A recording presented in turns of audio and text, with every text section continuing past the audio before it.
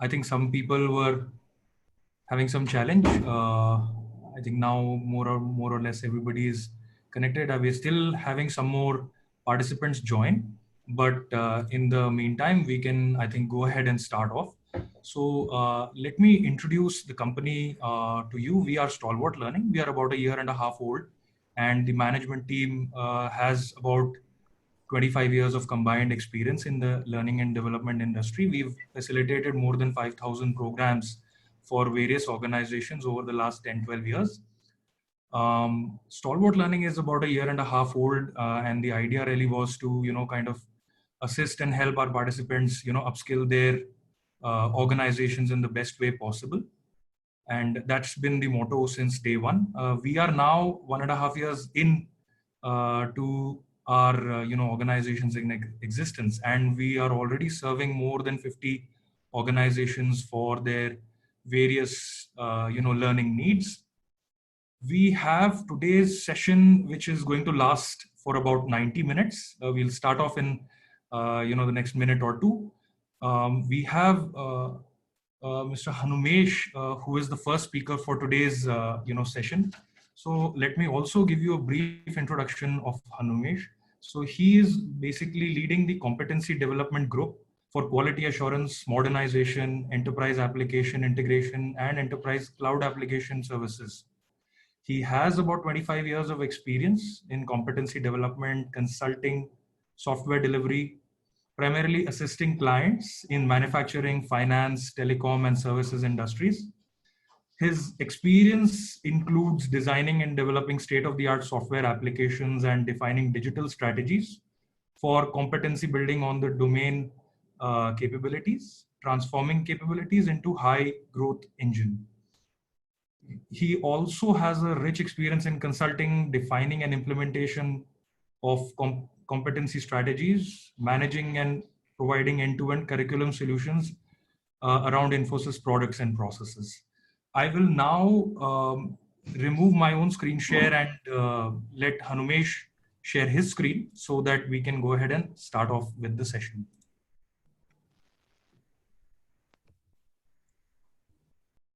Hope I'm audible. Bhai, can you confirm? Yes. Yes, sir, you're audible. Thank you.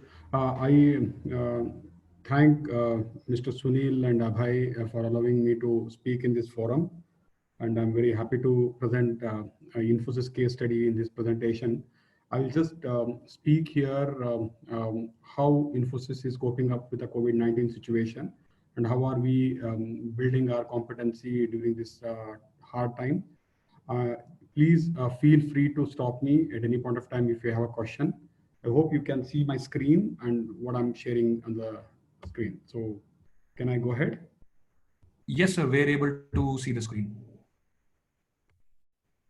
Okay, here I will speak about the competency development at Infosys. See, Infosys is around 39-year-old organization. In another few months, 3-4 months, we'll be 40th year. We'll be entering into 40th year. So I represent in Infosys, I am part of a ETA. ETA stands for Education, Training and Assessment. This group is around 35-year-old. That means after 5th year of the organizational starting time. So they have started this group, this ETA, Education, Training and Assessment. Basically, we are responsible for building competency for our employees, 240,000 employees across the globe, and which also includes foundation program. On average, we recruit and train around 25 to 30,000 employees in Mysore in our in-house campus for a 6 months training program. And once they move to delivery, moves to project, then they will also come to us for on a regular basis for a continuous education training program. Here in this presentation, I'm focusing only on the competency development for a continuous education training program. I'm not speaking about foundation program because it is not relevant at this point of time and for this forum. So I'm not speaking about that one. But in case you have any questions, any doubts, anything, you can stop me at any point of time. So our founder, chairman, and Mr. Narayan Murthy always used to say that our corporate asset is our employees. They walk out campus every evening and they come back every day morning. And for our success, the continuous education is the most important thing. If we don't educate them on a continuous basis, we may not be able to maintain and our market value, whatever market cap we have. So Infosys felt that the investing on education of the employees is the most important thing. That's why we have a separate group called ETA, Education, Training and Assessment, and we are focused on continuous education of our employees. So I'll just quickly, this is our Mysore campus. I don't know how many of you seen this one. Unfortunately, now none of us are in this campus now. It is locked down and no trainees are available. But just for, I use this as a metaphor to explain our learning philosophy. See, in Infosys, we define our competency development framework based on four important inputs. One is voice of the clients, what clients want. I mean, we work with around 1300 plus clients. So what is our clients want? That's the voice of the client we capture. Market trends, that we do a regular, poll to the market and then find out what is happening in market, what is hot, what is getting old, and what is we need to change. That's one thing.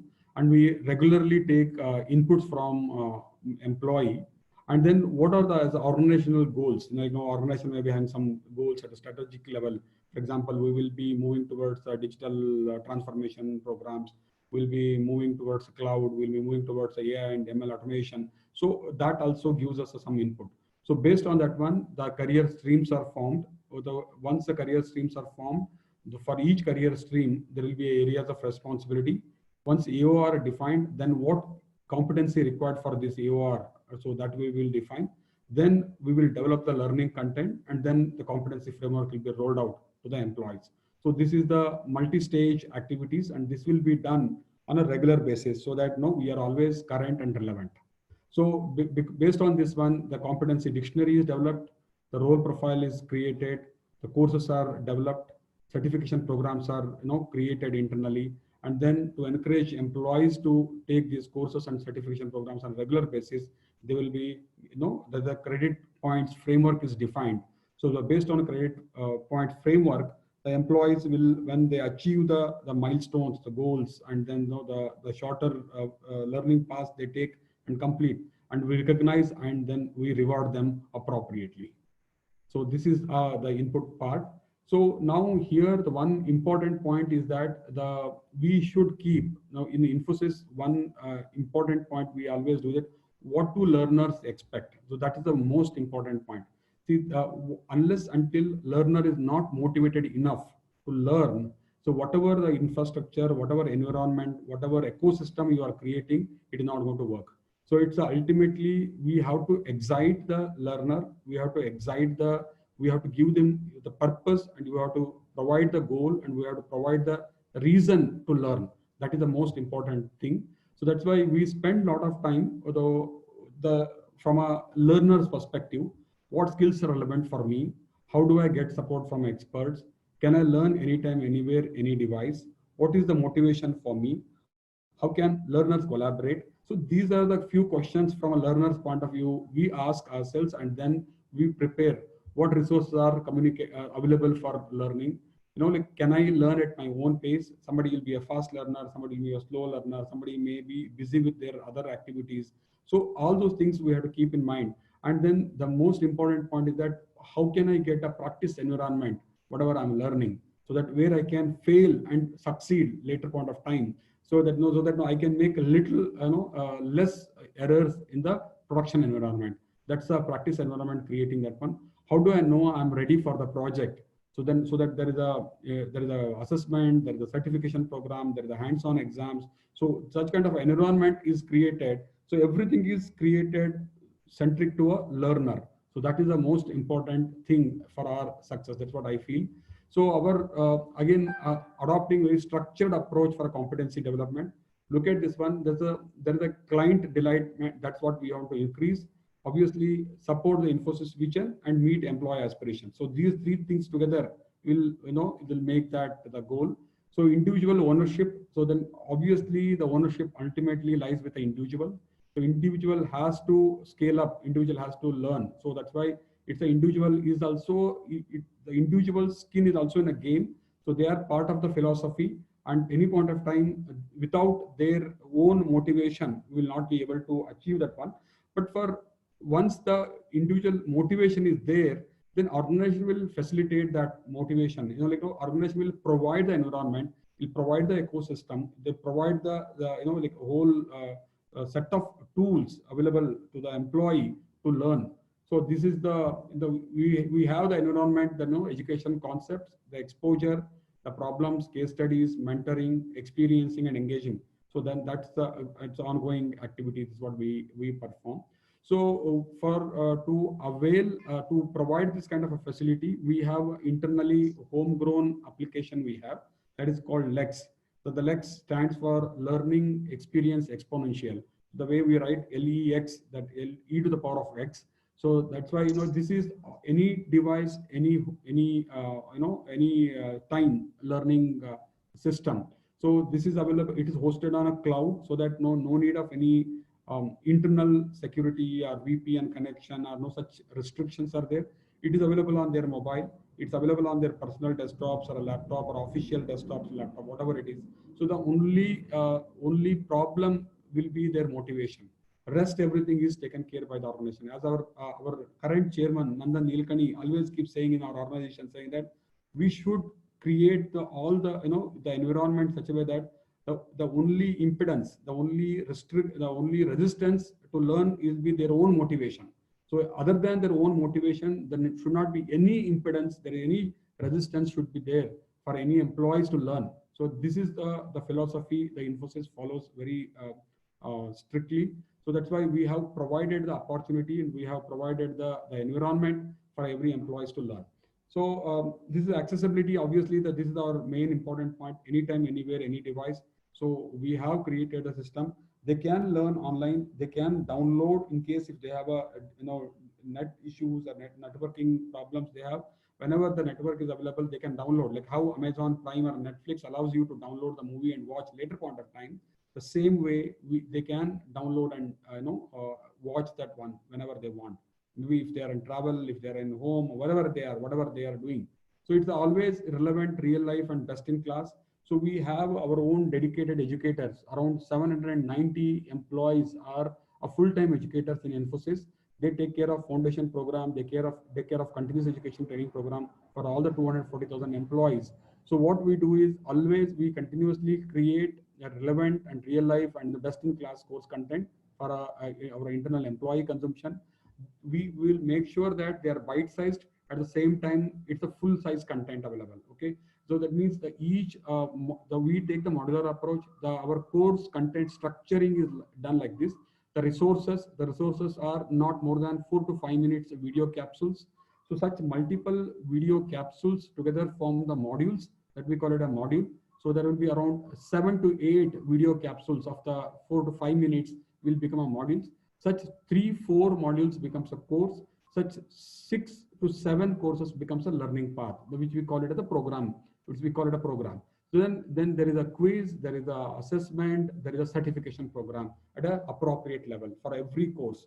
So that they always know that what they are learning, how much they are understood, and what difficulty in which areas they are not able to cope up. What is the problems that they are facing. So this data is available. The telemetry data is continuously captured on a very regular basis, and that will help us in gamification, personalization, and then promoting them and then encouraging them to continue their learning journey.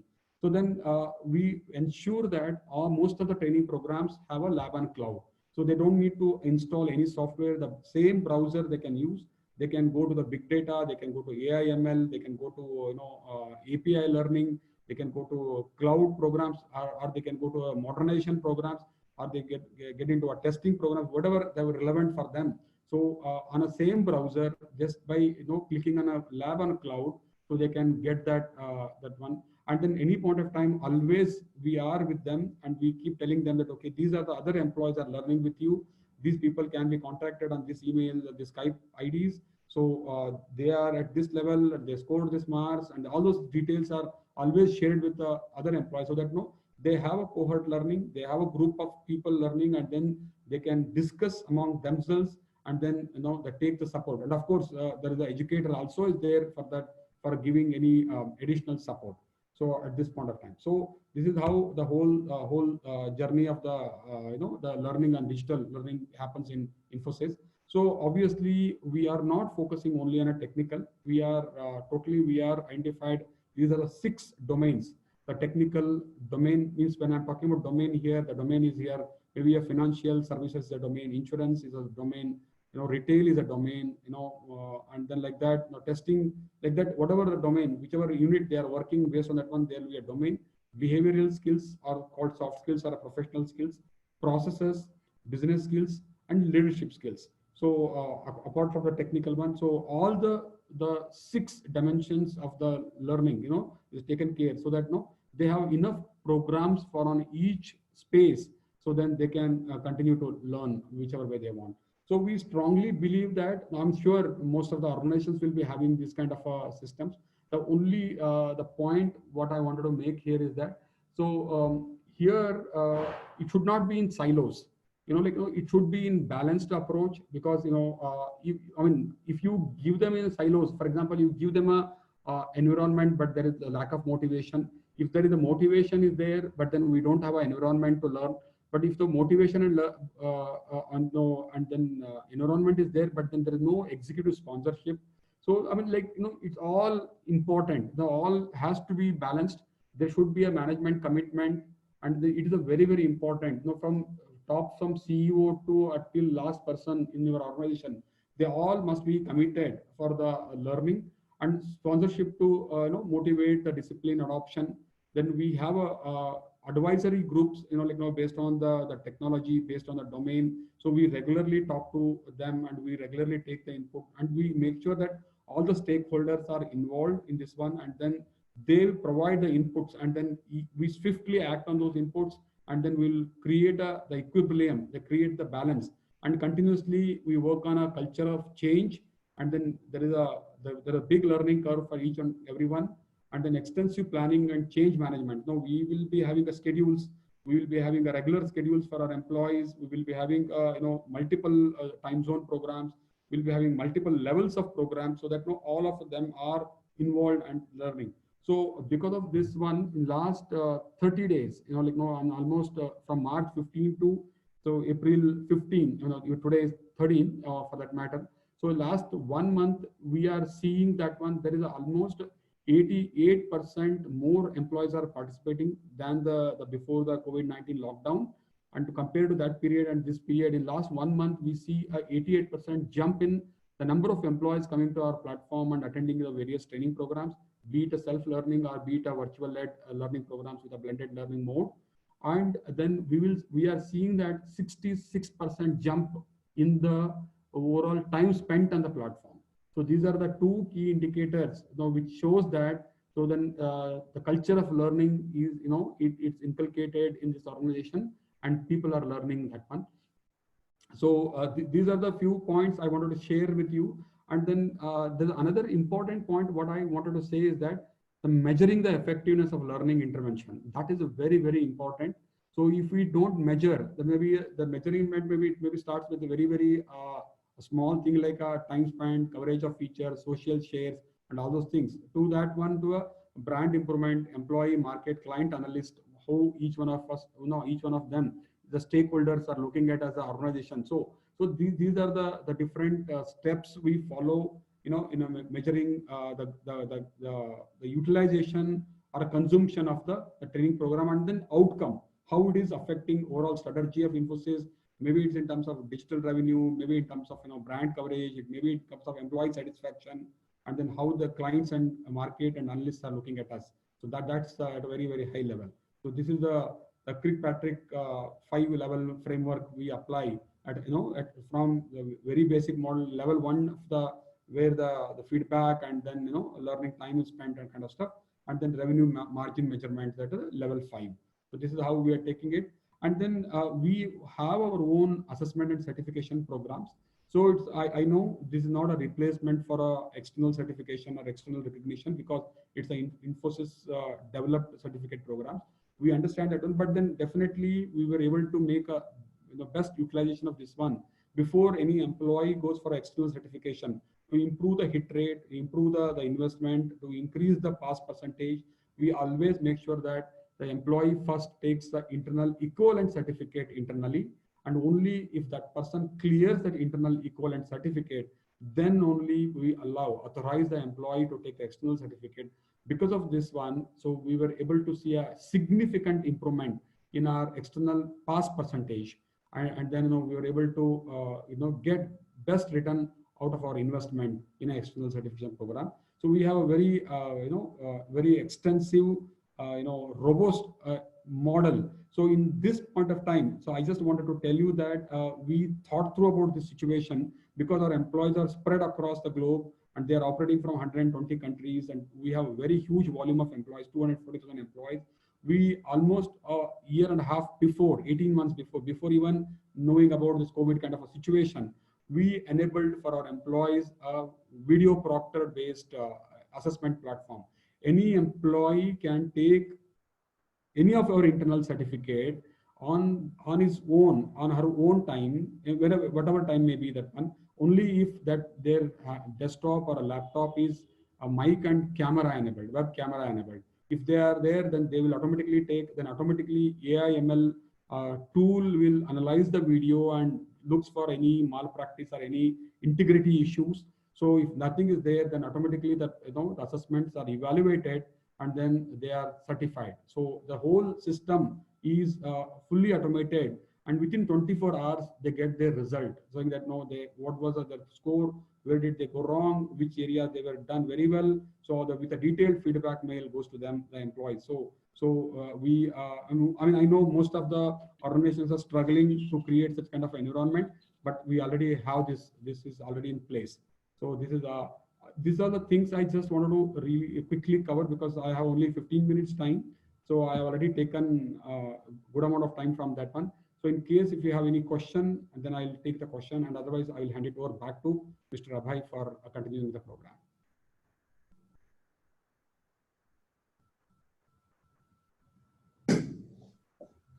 Thank you, sir. Thank you so much for driving us through, the learning plan and the learning model at Infosys. Guys, at this point, we'll open it up for a few minutes in case anybody has any questions that they may want to, check in on during from the talk that Mr. Hanumesh sir has delivered.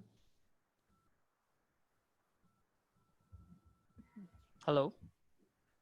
Hello. Hi, we are able to hear you. Please go ahead. Yeah, I have one question. Please go ahead. Yeah. So the current pandemic, what we are going through, Corona, it is just a recent one, but we have to deal with, or we have to we are grappling with one more pandemic, which is there since time immemorial. That is the absenteeism. So how do you deal at Infosys about the pandemic of absenteeism and no shows in your programs? This is definitely a challenge at this point of time. So I don't say that all the 100% participants will attend the training program. So our to just to give you statistics from our perspective, we have a attendance around 65 to 70%. Okay. So this is one reason, is that even of course many times the programs are cancelled because of absenteeism. Definitely we have a chargeback policy to the units. What we do is that in the particular specific unit, when the nominations are received, the registrations are closed, and the time to withdraw the nomination is over.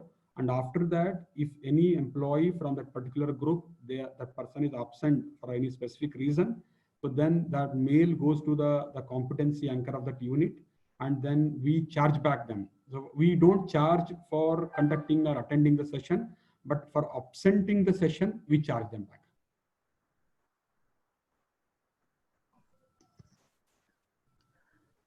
And have you implemented any machine learning or data analytics into your learning and development or the ETS team? Yes, we have. We have. For example, we have built our own platform called Lex. I just mentioned in the presentation. The Lex is our internal learning platform. We have used the AI/ML. For example, based on the employee's activities, which are the courses are relevant to the employee. That can the first page, whatever he sees, that he or she sees that page, that is based on the person's interest, person's activities in the organization, the project is the person is associated with. So based on that one, then we will give that one. So these are the one AI/ML area where we have implemented. And another one is that basically we customize the training program. Some extent, so as I was saying, the bite-sized, and then somebody is a fast learner, somebody is a slow learner. So we have applied a technique called adaptive learning. So adaptive learning, it's based on the employee's response to the quizzes and assessments and assignments, the intermittent assignment and assessments. So that adaptive learning engine is also used while AI/ML algorithms are used to build that one. And based on that one, the person can skip some of the modules. Person can directly jump to the later advanced part of the sessions. It's based on the employee's performance in that particular course, and this is also uses the AI and ML technique.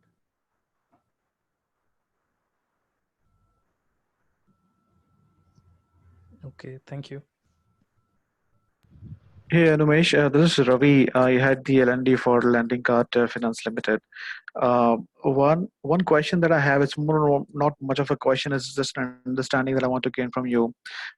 Is that one slide that caught my attention was, slide number 9, wherein how, the top to bottom, uh, uh, stakeholders help us manage and get the ROI out of the efforts that we want to make. So one challenge that and I'm into BSFI industry. So one challenge that we definitely face is uh, should the manager give time the attendee for getting into the training, and we have implemented bite-sized learning to cope up with it, which has helped us to some bit, but then again it's still a challenge. How do you cope up with that wherein to gain nominations from the different teams for different programs that you have? So I will strongly feel that this is this is we have to have that culture. Now, obviously, fortunately for us, I tell you, so it starts with our chairman. So when Nandan Nilkani speaks to the service offering heads or the segment heads, when he speaks, he emphasizes on the continuous learning. He emphasizes on the learning culture. So that's why it's not just because of Nandan. I must say that the kind of investment we made in Infosys for our learning. I don't know. We were considered as one of the largest corporate universities in the world because we have invested hugely in Mysore, and the whole Mysore center is dedicated. That shows that from a chairman, from an NRN. When I joined Infosys around 22 years before. So I attended RDBMS class by none other than NRN himself taught us. So the point is that what I'm trying to say is that here the culture is there, then the top level, the chairman, CEO, COO, when they speak about this one, automatically if they like it, they don't like it, there'll not be any option for them. They just to make sure that they have to show the commitment, they have to show the culture, so that they have to engage themselves, and then there are a lot of tools are there, and then obviously they also see the benefit at a ground level. So for example, at one point of time, just to show that how things can go without a training program, we released. This is a very intentional and planned activity. So we released 350 people without undergoing any training program, and they're directly put into a project. That created a kind of the havoc it created in those projects, and then the difficulty they faced, and then the employees lack of the confidence, non-awareness of the tools and processes. So that made them to think through that one, and then we keep reminding that project, whatever we have implemented, whatever that project was executed at that point of time, and how much the hardship they faced. So if the employees are not properly trained, so that gives them a kind of a shocker. And then definitely with all those things, because of the executive commitment and sponsorship at a top level, and then very regularly speaking to the SOH and service offering heads and the segment heads, and then to the up to the delivery heads, so to that level. And then we, I mean, I myself, we regularly talk to, today morning also I had 2 delivery heads meetings. So we invest a lot and we spend the time, and then we try to keep telling them that how organization is getting benefited from this whole initiative. So this is no, I don't say that this will happen overnight. This will it needs a lot of investment from both sides, and then there should be they will only appreciate if they can see the tangible output for their business. Unless until I make an impact to their business goals, and I don't think I can win their confidence. So after that, they start slowly seeing the benefits, and then they start participating with this activity. Sure. Thank you for the response, Hanumesh. I appreciate it. Hi, Hanumesh. This is Neetu here. I have a small query. So as you mentioned, correctly mentioned, I would say, we can provide all kind of learning culture, all tools to learn.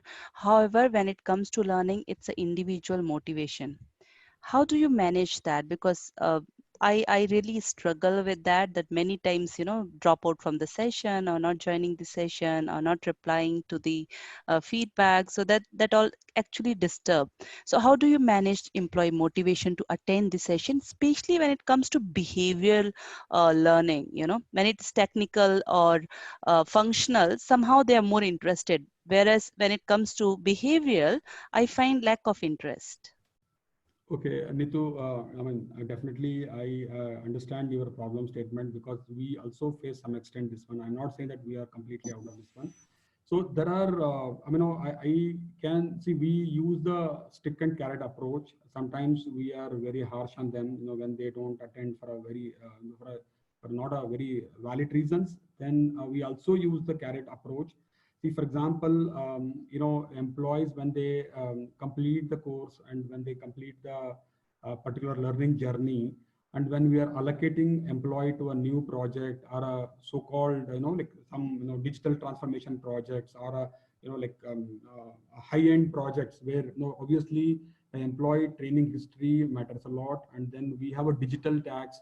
So the employee, if they complete a set of training programs, which includes technology, business skills, functional skills, and soft skills all together, that's a complete package. So when they complete the program, then they are encouraged and they are given as some additional bonuses also. I mean, in financial terms, I'm saying they get a bonuses, that is the skill tag. So once the tag with the specific skills, then they will get a bonus. And then they also get appreciation. They may be getting small token of small. And there is a lot of such programs are there. And now the Infosys, they know that. So if we don't complete the training program, then I will be working with a little legacy or old technology programs. Then if I want to move myself to the new one, then I have to be a skill tag. Otherwise, I will not be recognized. So that's the approach. And then this also, they also get some financial benefit. I'm not saying that they get a huge money, but then for a 4 quarter continuously, they'll get some amount. Every quarter they get some amount for completing the skill tag.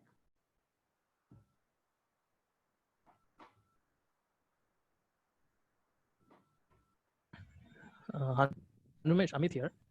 Hi, Amit. Yeah. I have one quick question. That is, as a part of L&D or your team, the ETS, ETC? ETA. Education, Training and Assessment. Yeah, ETA. You plan for the learning and development roadmap and charter the program for the quarter, for the month, for the year, for the techies. Yes, for quarter. We do it for a quarter. For the quarter, for the techies. So what plans does L&D themselves have as a roadmap or a chart plan? For example, you are into the ETA program, and suppose you want to acquire some more skills, like you want to get into, if you're a non-technical, maybe you want to do some NLP program, some certification in NLP. So what facilities do your company has or have for L&D themselves? Okay, L&D themselves means, the what generally people call themselves L&D and we call ourselves ETA. I think you are talking about our own train the trainer and how you motivate employees, educators. That's what your question is. Am I right? For example, you are from ETA team, and Yes. then you are heading the soft skill part. You do negotiation skill training, communication Okay. skill training. So Okay. you want to upgrade yourself Okay. to the say the NLP program on the Okay. 3 levels. So Understand. what plans that the company has for the L&D themselves? Okay. Okay. No, of course, of course. No, we have a plan for our educators themselves. No, of course. No, what we do is we take the help of our external training partners. So we may not have all the skills and the required proficiency within our team. So we encourage our educators, because we have a 790 plus people we are as a team. Okay, so obviously we have to invest in our own growth and learning curve. So we do that one, but then it's basically it's a usually track leads the one who manages the particular specific domain or functional area. That team lead will plan for that one, and then there will be some investment. They will be going for external training programs. They attend the external workshops and learning programs, and then they scale up on their own. That's how it is done at this point of time. Okay, thanks. Hi Hi, everyone, Hanumesh. Abhay here. Sorry. Uh, I guess team, we have quite a few questions even on the chat as well. There are a few questions Oh, sorry, for I've not seen Hanumesh. that one. I would recommend that we could probably move on to the next speaker. Have those talks probably. Some of these Sure. questions that I do see in the chat box do get answered. As part of some of the next presentations. Sure. Post that, we will actually move into a much wider discussion where we can ask these questions to a wider panel. Hanumesh, of course, would be part of that, and few others as well. So maybe if we could move forward, that would be good. Otherwise, we'll end up extending this session for a very long time. Sure. Uh, Right. Thank you. Thank you, Hanumesh sir. Thank you so much for sharing the insights with us and answering some of our questions. We'll again come back during the panel discussion with some of these questions. I think, in fact, a couple of questions that I do see in the chat box are, in fact, a part of the panel discussion. So we will end up having a much wider discussion on that. And of course, we will take up some of these questions at that point as well. I have noted them down. We will take them up as part of the discussion at the end.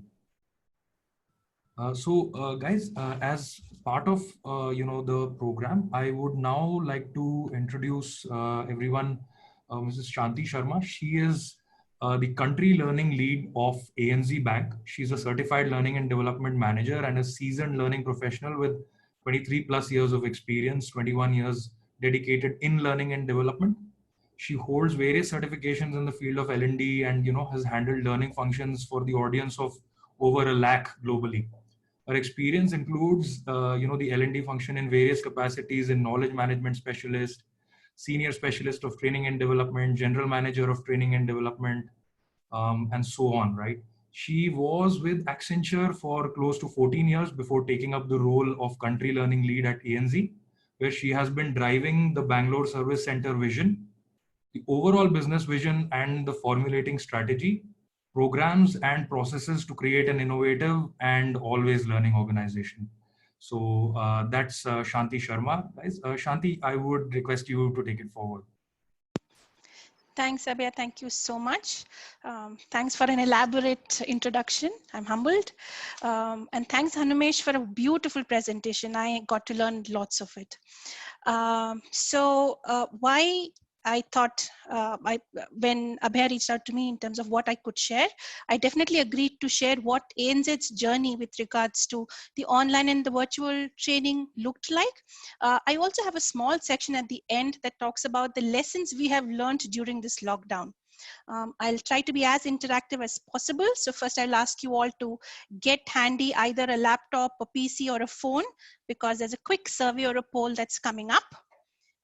If you could move on to that. Okay, I'm hoping it is showing on your screen.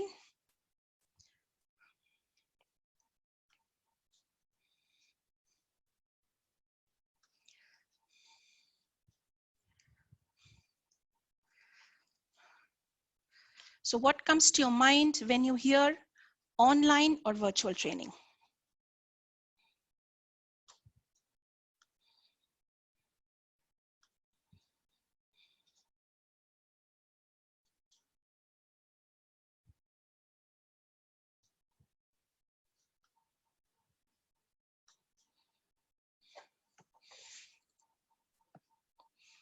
No facilitator, learning on the go, less engaging, anywhere, shorter, stressful, flexible, challenging, versatile,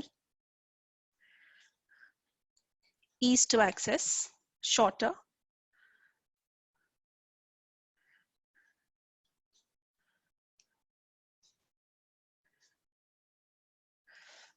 Awesome. Thank you so much, everyone, for sharing loads and loads of information. I'm hoping you're able to see my screen. Please let me know in case things don't work the way I intended it to.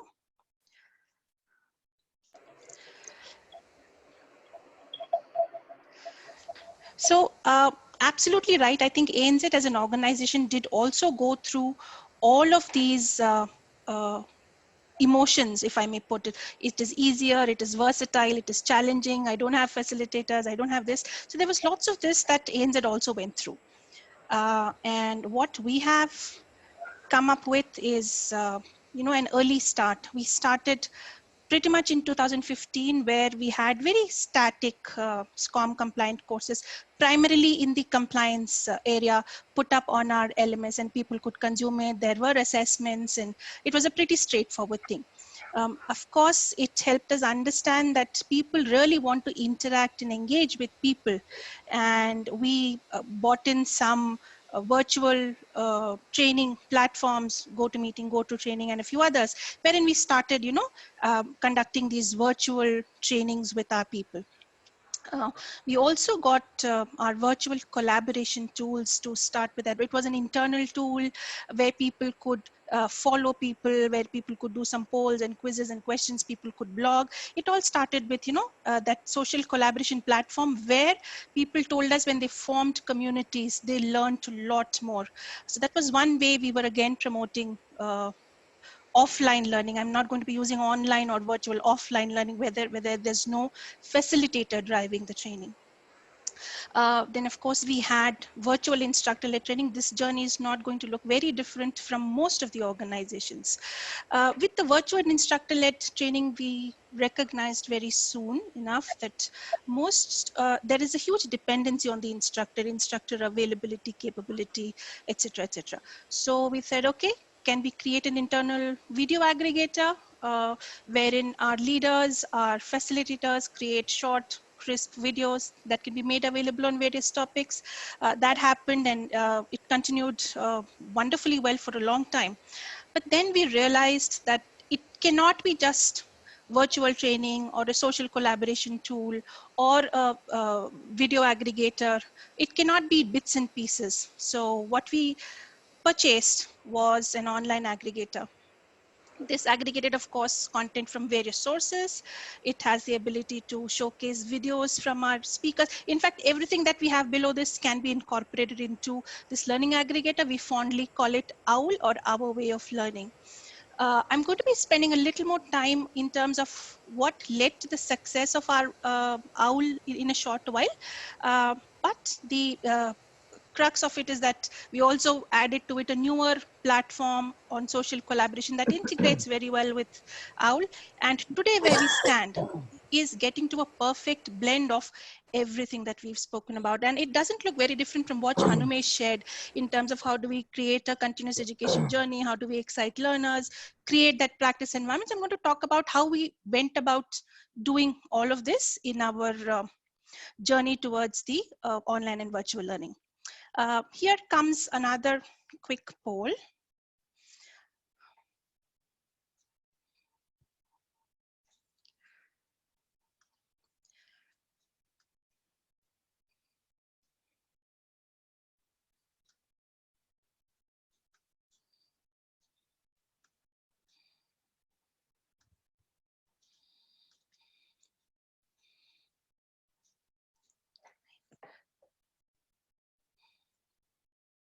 This talks about what have been your key challenges.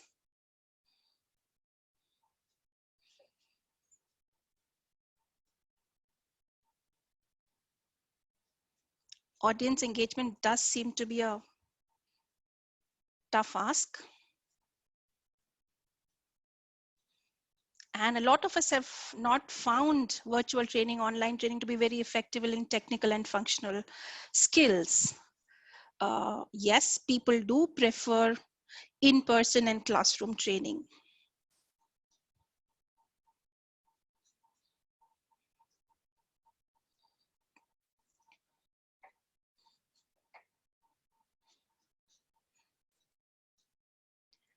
Thank you so much for sharing your views. And I think ANZ's challenges were no different from these in terms of audience engagement. People prefer classroom training. It being a bank with a legacy history of 185 plus years, I think we've bought legacy platforms and tools and technology, which is very hard to give up on and engage into the newer technologies and tools. So with that, if I move ahead to talk to you a little bit more about the OWL platform and how it came into existence. This started way back in 2017. We do an annual survey with our employees called as My Voice. And one big section in that talks about how do our people prefer to learn? Are they getting the learning and growth and development that they are wanting in this organization?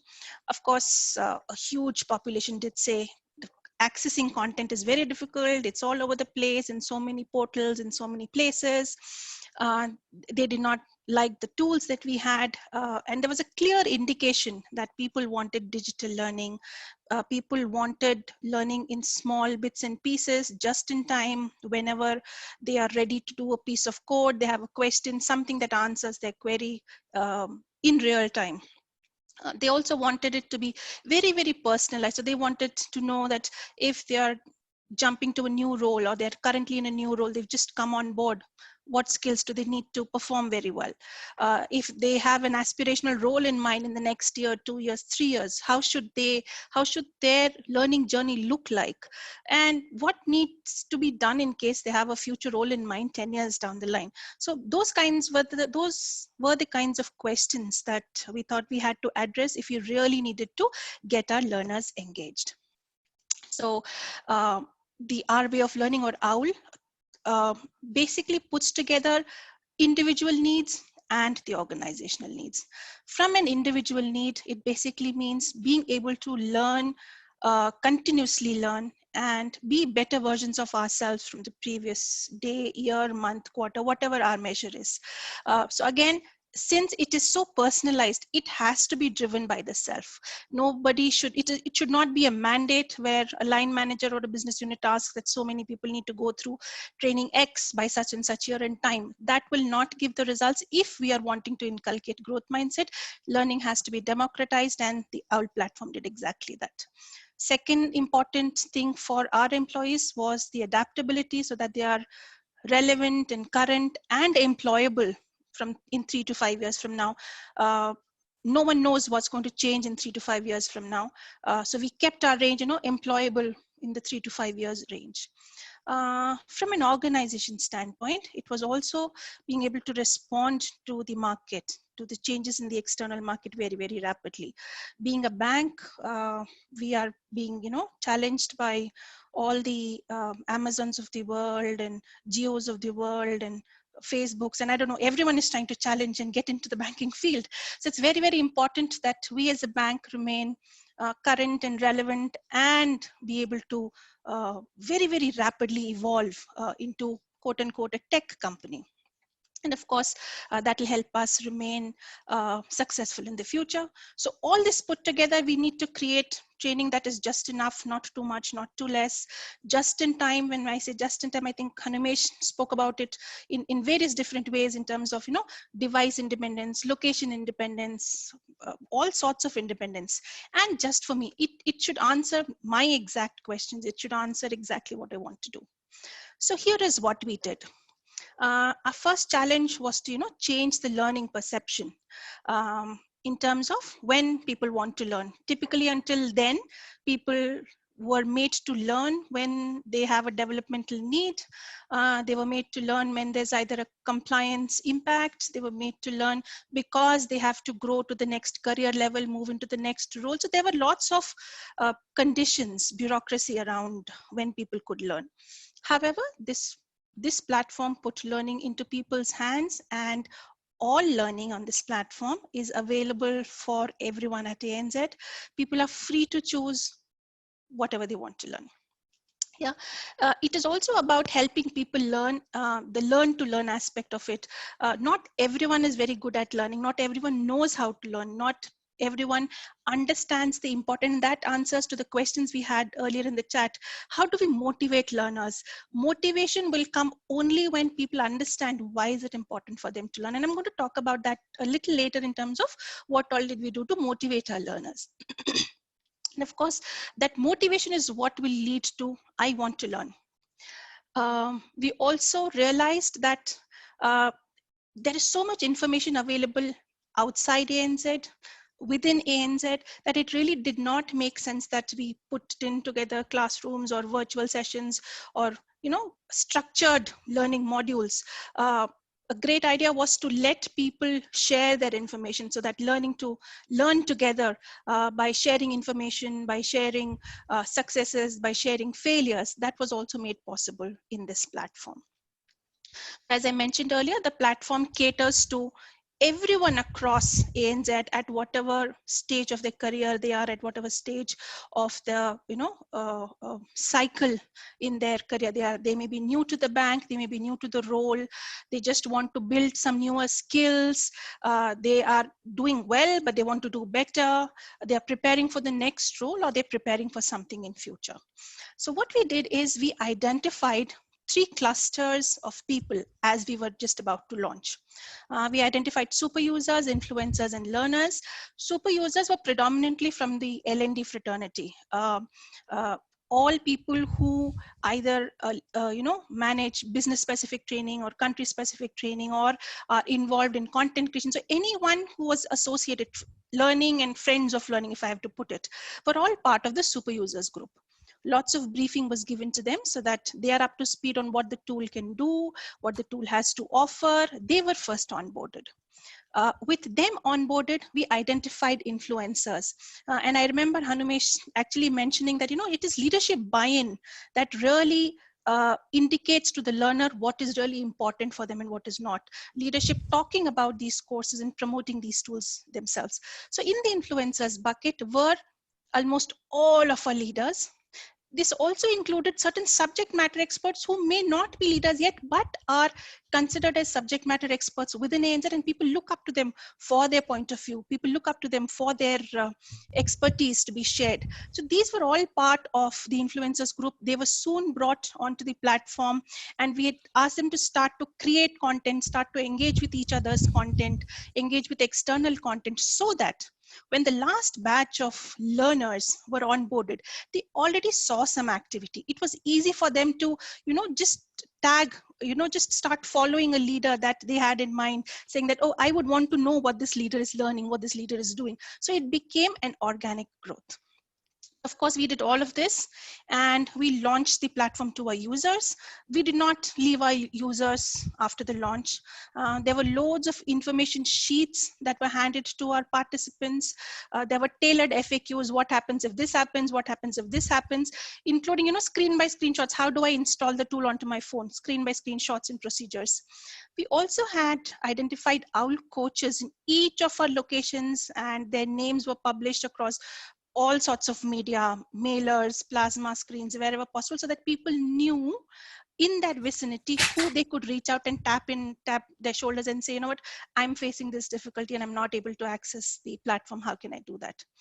We also created a very simple 4-week challenge that helped people through the journey. The first thing was just logging in. The second challenge was about, reviewing a content and liking it. Third was tagging people into the content that they liked and why they liked. So the challenges were very, very simple, easy to complete. Of course, it was gamified, and people got through a lot of value and got to use that first step was actually gamified for them, and they got to use it. There were lots of quick reference guides, and there's one single point of contact, very simple email ID that people just can remember. Something at ANZ, OWL at ANZ. People could remember and reach out for any sort of difficulties. So that was our journey in terms of how did we engage our learners, bring them on board onto the I won't again offline learning platform, if I have to call it. It's not purely online this thing. Now I'm going to talk about how we created that perfect blend. We've started doing this I'm going to talk about our Digital Transformation Academy. Of course, the purpose, as in almost all organizations, is to build a strong pipeline of future ready skills. And it needs to ensure that skills like AI, ML, blockchain, cloud, people are well versed with it and ready for all the challenges that bank will face in the near future. So we have 4 proficiency levels, developing, practitioner, experienced, and mastery. So we started creating a blend of all these possible options to create a great learning experience, and so that the employees could be taken through a journey. To start with, in the developing level, it starts with the classroom, because most people prefer classroom at ANZ, not different from all that you said in the survey we just had. Yes, so it's a day-long classroom. That is a teaser. It touches upon all sorts of technology, from very basic robotics, RPA, macros, SharePoint, to cloud and blockchain. It covers the entire range as a teaser. And there's a small assessment that people go through to figure out what they have learned. So that is a very, do you have the knowledge kind of a proficiency level. And everyone at ANZ is expected to have a developing proficiency around the digital skills. Then comes the practitioner, where the intent is that people start to practice these skills. Here we do not intend everybody at ANZ to be a practitioner. Predominantly it will be the technologists or people from the operations who have key projects and are executing it. So of course we did have the online courses, which is our OWL, and we also had the instructor-led and the assessments, but we included a blend of certain other kinds of interventions at this level. We did have virtual-led virtual instructor-led sessions, and there were lots of self-paced research. So there were small activities that people had to do in form of research and come back and present and put it back. There are social challenges, and at this stage people are expected to complete small projects and answer a set of few questions to ensure that, so that the subject matter expert can validate that they have the basic concept and they are at a practitioner level. At an experience level, the intent is they are able to lead projects end to end. So of course, apart from all the interventions available at a practitioner level, we also added, coaching and showcases and detailed projects to all of it. At a mastery level, the intent is that these will be our subject matter experts who will be coaching our people in the experienced and practitioner level. At each stage, it is gamified in the sense people gain badges on our platform once they complete that particular pathway, and they're also awarded physical certificates on completion. And not very different from Infosys. Again, these are all internal ANZ certificates, might not hold valuable outside ANZ, but it comes along with a tagline saying that they've completed a project, and that's the complexity of the project. So people are able to add that to the resume and show credibility in terms of what they have done. Okay, with that, I move on to my last poll. And this is where I begin this section on what are the challenges that ANZ has been facing from an L&D perspective. But I will first like to understand from you in terms of what have your challenges been.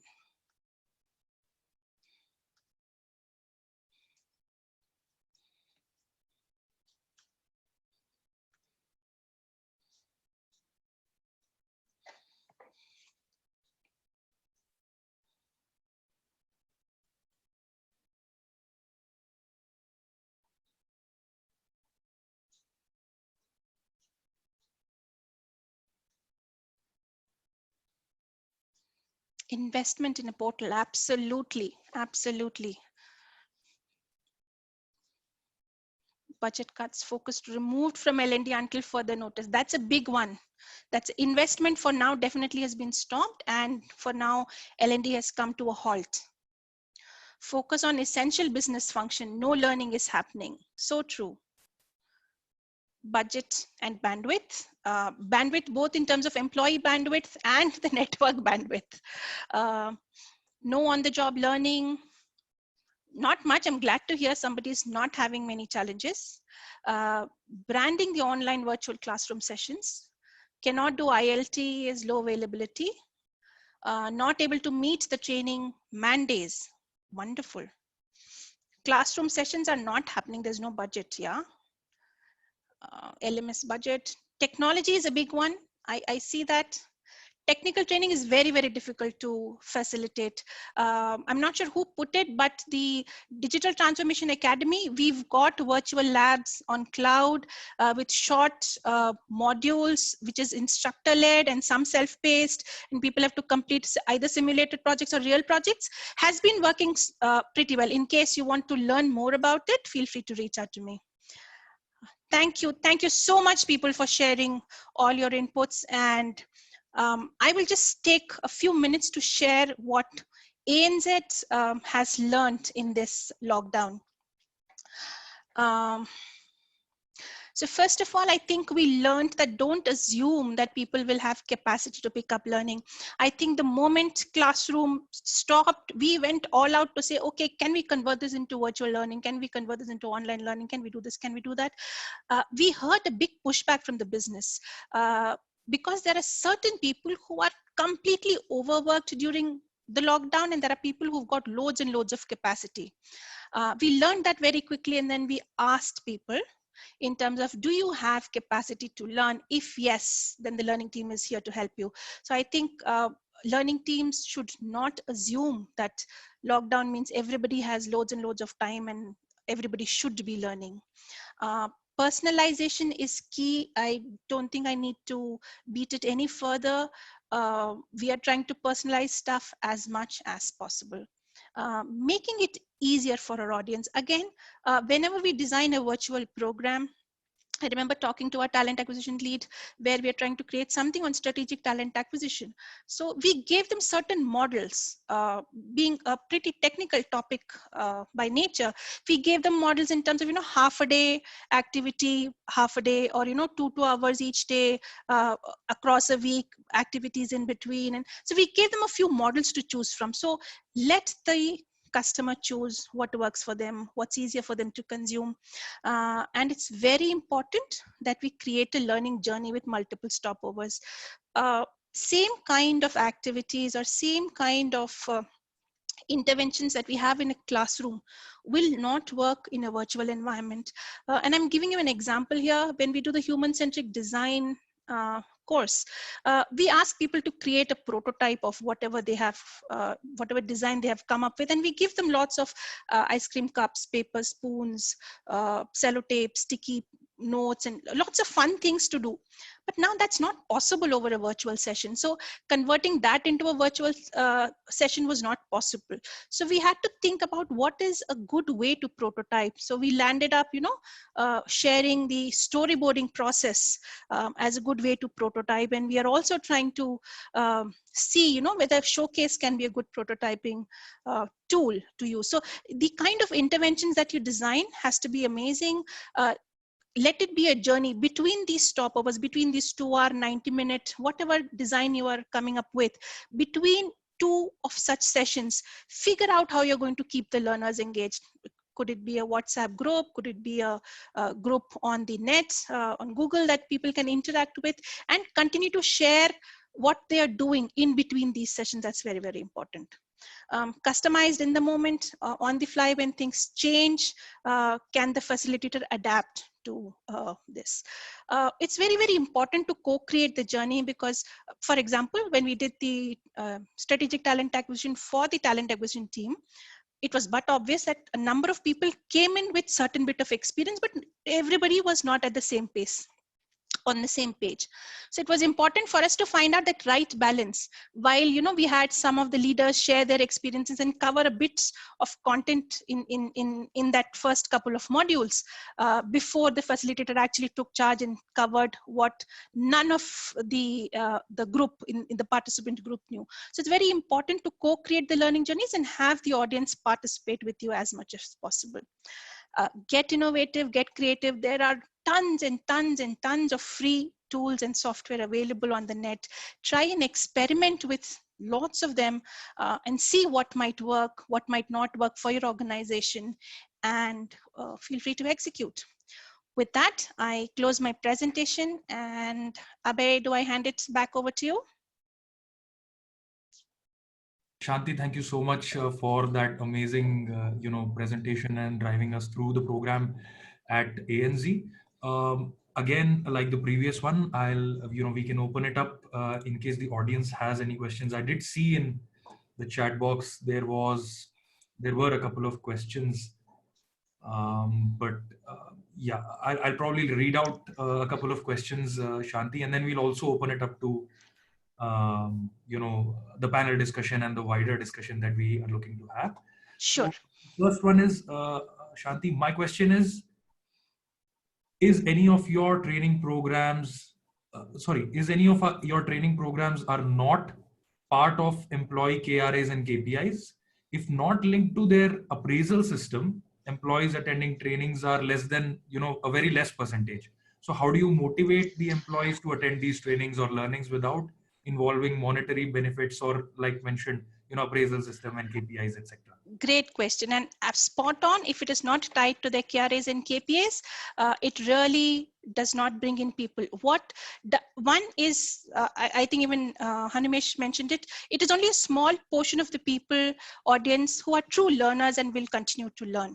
So at ANZ, we've identified that 20%, the 80-20 rule, the 20% who are really charged up, want to learn, want to continue to grow and develop. What we've done is to motivate the rest.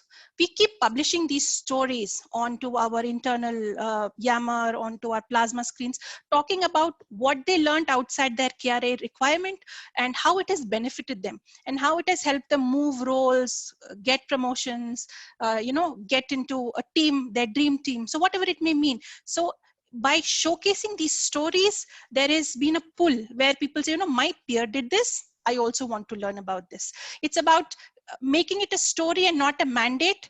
It is going to be a journey. It is not, there is no switch that we can turn on and ensure that everybody, gets into that growth mindset. Great question. Thank you. Shanti, so there was another question from Vaibhav Parikh at AdvantMed. A quick question. Oh, sorry, this was for, okay, this was from the previous session. We'll take this up during the wider discussion. There is another question from Vaibhav. What are the tools you're using to improve learning analytics? So this is on the, I guess, the analytics side of it when you're doing the training. What are the tools you are using for improving learning analytics? Yeah, we did spend a good amount of time research in trying to identify what learning aggregator to use. We did not want to spend additional time on putting in learning analytics and how do we measure and all of that. So fortunately for us, our learning aggregator does provide good enough analytics for us in terms of what are people learning, in which groups or buckets or countries are they doing this particular learning, how many people have shared the content, how many people have curated the content, how many of them are tagging others. So all that analytics is available on the tool for us, fortunately. But yeah, it would know about the tools. Sure, I would. I don't want to be doing any promotions here in terms of naming some tools. My email ID is shanthi.sharma@anz.com. So if you can write me an email, I will share with you the tools that we use at ANZ. And ANZ being a bank, there are lots of security restrictions. So we're not able to use the full-fledged suite of tools, but happy to share whatever you feel like. Thank you. Thanks, Shanti. Again, so okay, the next question is also very similar.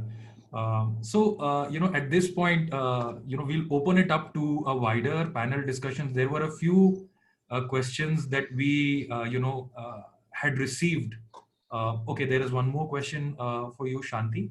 How do you measure efficacy? What frequency do you measure? This has always been a challenge for us. Yeah, at ANZ, we measure the net promoter score for our trainings to figure out how effective the training has been. We measure it right after the session. We measure it 1 month after the session. We measure it 3 months after the session. And of course, we take feedback from our line managers. Most of it is automated from our learning management system. Automated emails go out. One of the questions there is, I will recommend this training or interventions to my peers. And what percentage do you agree with? And there's a scoring. Based on that, we calculate our NPS to figure out where we stand. Very proud to say that we are at a 54% NPS in learning, and that's a very, very difficult number to achieve. A positive NPS itself in learning is difficult to achieve. 54 is amazing. So I'm really proud of my team to be able to get there. Shanthi, thanks. So there's another question from Sharath. He's part of the learning team at Radisys. If you can name one of the biggest challenges in L&D that you have faced in your career, what would that be? My biggest challenge was the domain specific knowledge. I moved from Accenture to ANZ, where I had no banking domain knowledge, and it takes a while to build that knowledge, to build that, to be able to talk in a language that you're able to have a conversation with the business, and not that business says do this, and you don't become an order taker. For you to partner with the business, I think L&D has to really step up and build that business acumen, know and understand the business. And every time I've moved organizations or moved larger teams, I think that's been my biggest challenge in terms of trying to understand the business. Hope that helps. Thanks, Shanthi. Thanks so much for answering those questions. So, Hanumesh sir, if you're also here, we can probably move into the panel discussions. There were a few sessions, a few questions, in fact, that we had already received from a few folks who had initially reached out to us to to organize this session. So the first question is to both Shanthi, you could probably take it first, and then Hanumesh sir can also take over. Is what do we really do, right, to motivate our audience on a wider level to go for these learning interventions? This was one of the questions that we received from a few of our learning folks. I can take a stab at it first, and I will still continue to say that it is important for the learner to understand what's in it for them. Unless you weave a story around it, unless you show success in what if others have done a particular training, how has it helped them, and how might it help learners who've not yet started on that learning journey. Those are the things that might intrigue learners, might motivate learners to join the bandwagon of continuous learning. Again, it's a slow process.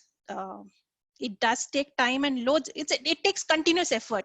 Can we ever say we've promoted 15 stories and now we can sit back? No, I don't think L&D can ever sit back, but rather continuously promote these stories of successes where people have learned and the learning has benefited them. And every training that you announce or promote, it's important to talk about why is it important for them? What's in it for them is so important as you call out these trainings and promote them.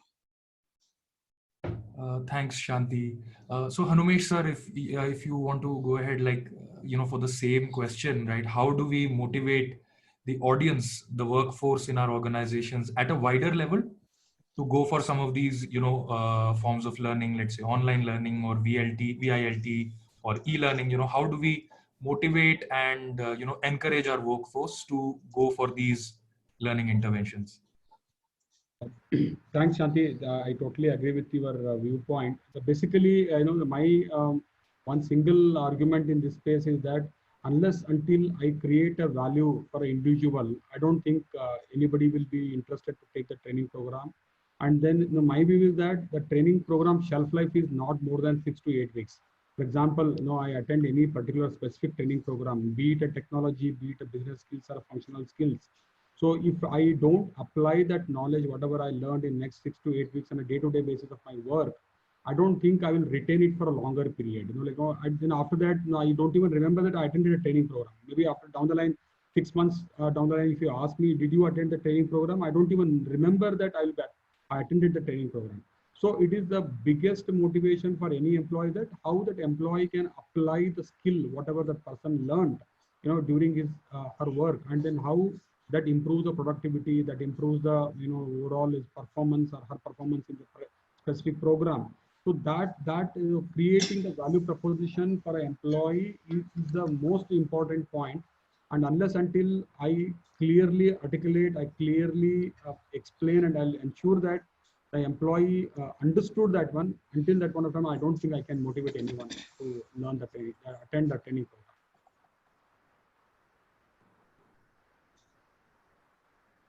Thank you, sir. Thank you for sharing that input.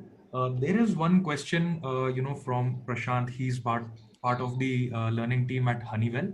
So he shared a question saying, "Can you throw a bit of light on how priority learning needs are identified in the current situation, meeting both, cost saving as well as keeping the engine running?"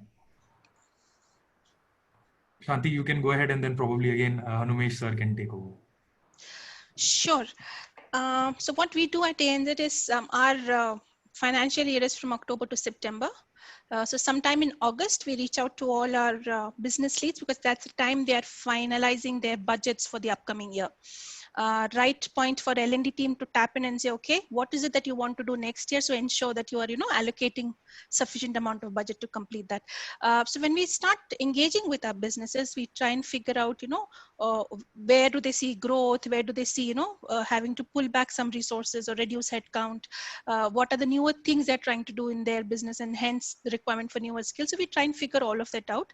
Of course, the discussion happens with the talent acquisition lead also in the room. So we know what is it that we are going to buy from the market, which the talent acquisition team works on, and whatever you're going to build internally is what the learning team works on. However, given the there is a strategic intent for the entire delivery center, the Bengaluru service center, in terms of what is expected out of the service center in the next year, 3 years, 5 years. We work with our CEO and the COO to figure out what that strategic intent for the delivery center is, and hence identify the strategic learning priorities for our audience, be it technology, be it operations, be it support functions. So all of it, what are their key? So those strategic priorities are not more than 3 or 5. And then added to that is the strategic needs from each of the business. Again, we ask them to limit it to 2 or 3. Beyond that is all team specific, wherein there's a training needs portal where people at the time of need saying that, my people have to appear for interviews in the next 3 months. Can you train them on interviewing skills? My people have started engaging with vendor partners. Can you please teach them negotiation skills? So those are very, very specific team specific needs that keep coming in through the year, that gets addressed on a one by one case. But the strategic needs from the organization and the business is what drives the alignment to ensure that we are giving the right kinds of skills and competencies to our employees. Hope that answers your question, Prashant. Over to you, Hanumesh. Thank you, Shanti. See, I totally, again, Shanti is right on the exact point she was mentioning. See, basically, it's, if you refer my second slide there, I mentioned that the inputs we take from, obviously, the client's requirements, that's the number one priority. Then Infosys strategical goals, what we want to achieve in the next one financial year, that's again second thing. And then third thing is that employees' aspirations, what employees want to do themselves. So these are the 3-4 things, inputs we definitely take. So here also again, we have a very elaborative process for gathering the inputs from various stakeholders, internal organization, because we recruit around 30,000 employees at a fresher level, and who will undergo 6 months training program. And we have, though out of the 6 months, 3 months training program is very common to everyone. Everyone undergoes the same syllabus, because we recruit a lot of non-computer science and non-ECS people. So mechanical engineer, aeronautical engineer, marine engineer. I mean, there are all kind of engineers we see. Sometimes, we have more than HAL, we have aeronautical engineers actually in Infosys campus. So because of all those reasons, we have a very generic, which will explain them the software development process in detail level. That's for 3 months. And after those 3 months, the 3 months will be very specific to the unit requirements, the business requirement. That maybe a full stack Java developer, a full stack Azure developer, or it can be a cloud native developer, or it may be a SDET engineer. So that whatever may be the need is that we have 47 streams we offer internally, in-house built capabilities for 3 months. So this is for our entry level, and similarly we always in touch with a talent planning and deployment team. They are the one who ultimately select employees and deploy to the various clients projects where we have around 1380 plus clients we have. So it's a completely driven by business, completely very closely working with them and changing our strategy, changing our requirements, changing our training, the training, the whole plan on a quarterly basis. And then what is obviously we also have our organizational goals. For example, our revenue, revenue of our Infosys revenue must be 50% and above must come from a digital transformation. To achieve that goal, obviously, again, we have to identify some set of competencies and then have to develop courses and deploy them on a ground so that our employees are trained. Before, always we know that acquiring a skill from a market is always costlier than training internally. So to achieve all these goals, and then where the talent acquisition team is struggling to get get the skills. So those skills also we work on internally, and then we will build the capabilities internally so that we can deploy it very easily. So these are the few techniques and tools we apply to realize that what is the requirement of the business.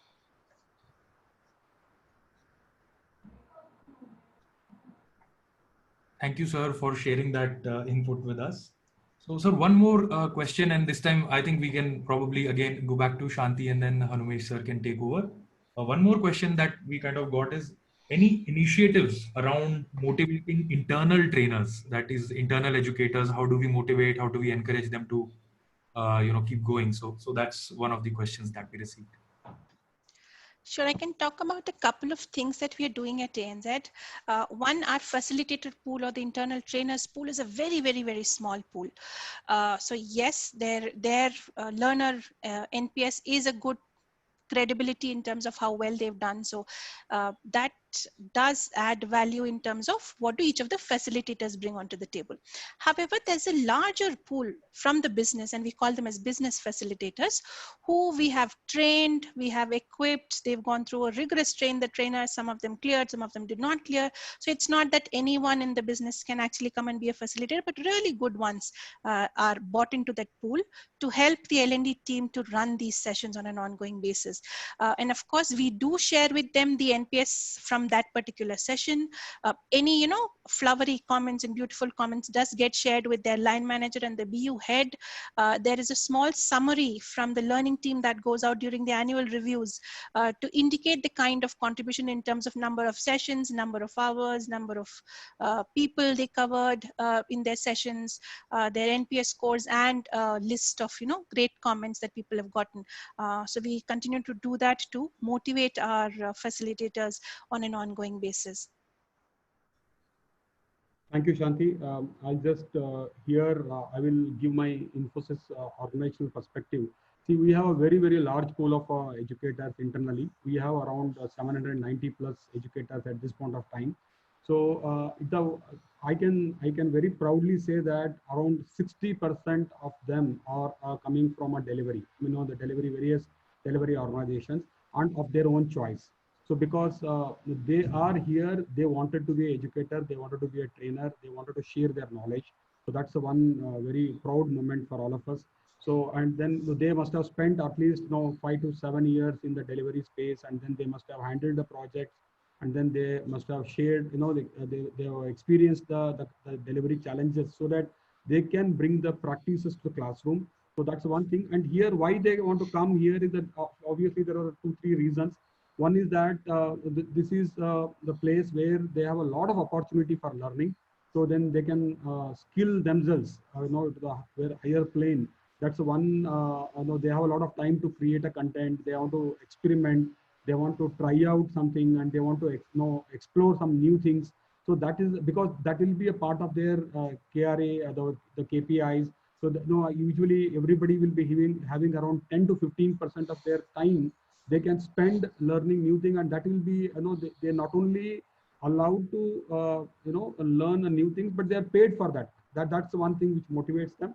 And then we have another set of people also who are from maybe an academic background, and then who were in academic institutes, and they joined a corporate as a trainer. And then we have for them, we will very regular basis, we wanted to make sure that every educator trainer is a practitioner.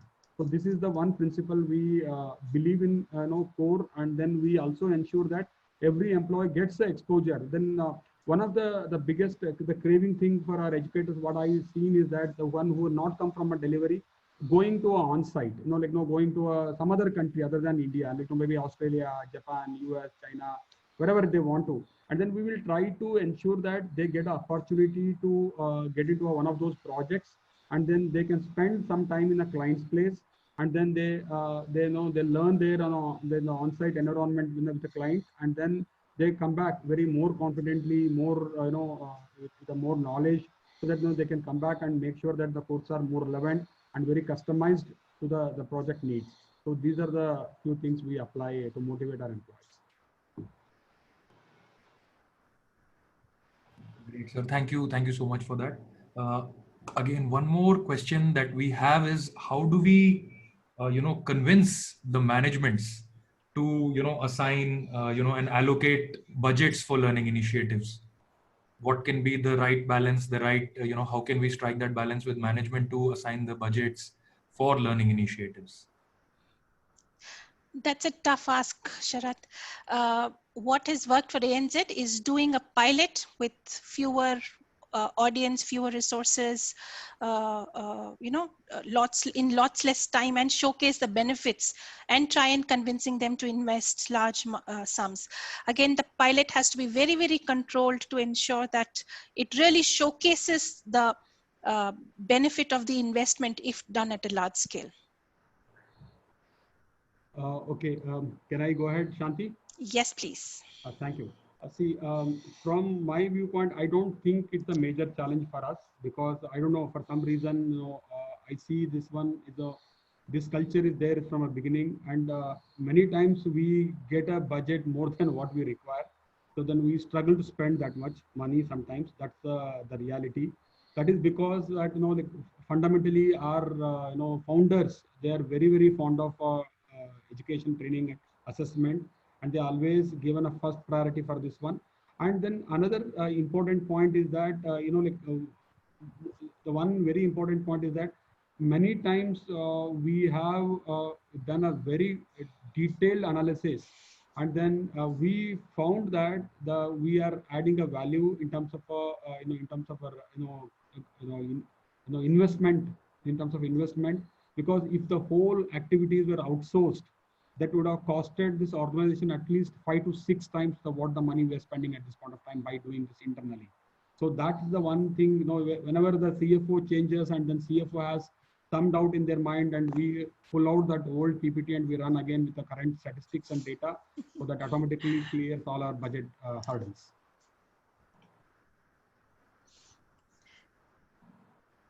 Thank you, sir. Again, thank you for sharing those insights. There is one more question. Have you used micro-learning gamification as approaches to faster and effective learning? For ANZ, it's a no, though we have mobile learning, but it is about the same content which is available on your laptop or PC being made available on the mobile phones. We haven't yet dabbled with micro-learning yet. Again, Hanu here from Infosys. Of course, no, we totally understand that micro-learning, bite-sized learning is the most important thing. So when you are engaging the employee, so this is the one thing we have ensured that that our program is structured. As I told some time back, we have to make sure that all our programs starts with a very small capsules, like 3 to 4 minutes, not more than that, 7-8 minutes, not more than 7-8 minutes. That we call it a resource, and such multiple resources make a part of a module. Such modules make a part of a course, and such courses make a program. So program may be for 5 days, 40 hours or 45 hours. but then the resource starts with a 4 or 5 minutes. So that's how the journey starts, and then we ensure that the whole course structure is structured around the micro learning or bite-sized learning. Um, if I may add a little bit here, though we've not done anything on the mobile phones, we've tried microlearning on social learning platforms. So our internal collaboration sites, we've had challenges, we've had daily leadership challenges wherein for an entire month, every day there's a new challenge posted and people leaders complete that challenge and respond back onto the social learning platform, and everyone shares, likes, comments.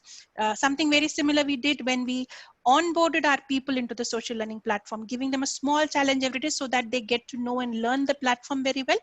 That much we've done, but we've not yet moved on to the mobile phones for microlearning. Shanti, so there was, again, this is for both. This was a question that had come in earlier, which was basically, what are the 2 or 3 important points to keep in mind when you start your online or e-learning journey? What are the 2 or 3 key points to keep in mind when we look at that, when we explore that?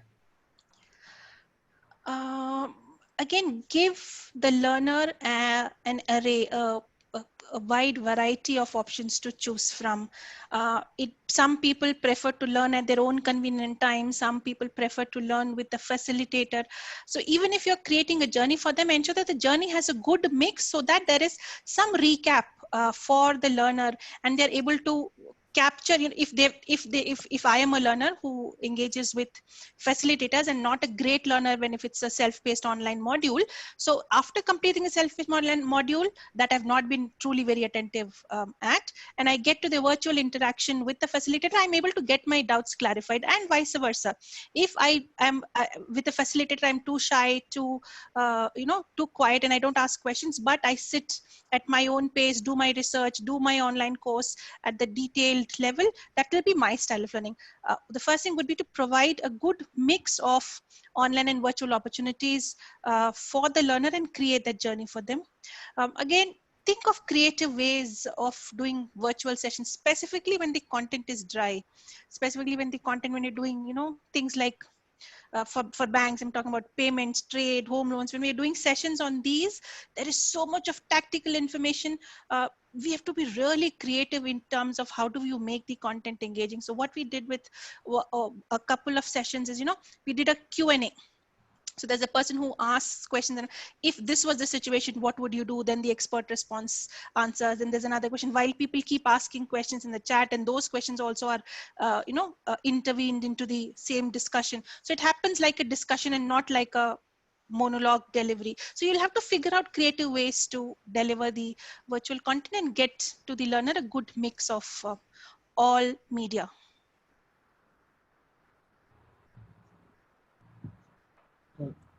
Thanks, Shanti. Hanu again. See, I'll list out 3 things if I have to make sure that employees.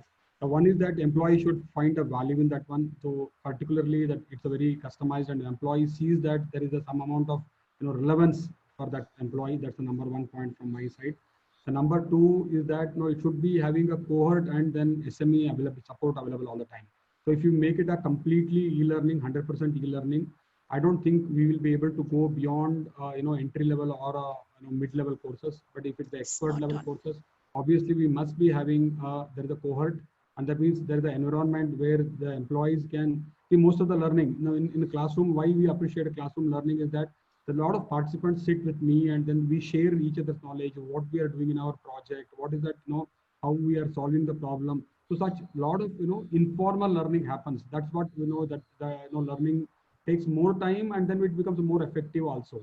So this is missing in this one. And so how can I emulate that environment in that cohorts learning? That's the second point. And then SME, I feel sometimes I may read 3 times, 4 times, 5 times. I may go through a video, and I may still it strike the inner concept of the discussion what we are doing. So maybe the SME comes on the on online or something like that, then the doubt clearing session, whatever you call it. But then when they spend 5 minutes explaining that one, human touch is very, very important.